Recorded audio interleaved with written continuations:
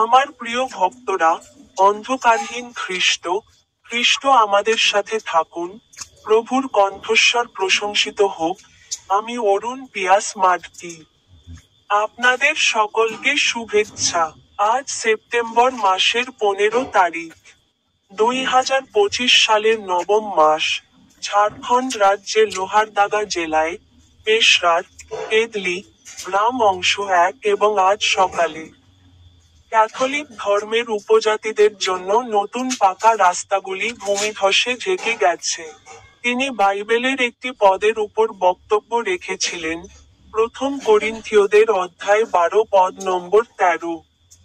তিনি বলেছিলেন, কারণ আমরা সকলেই এক আত্মার দ্বারা এক দেহে বাপ্তিস্ম নিয়েছি, ইহুদি হোক বা গ্রীক, দাস হোক বা স্বাধীন, এবং আমাদের সকলকে এক আত্মা পান করানো হয়েছে।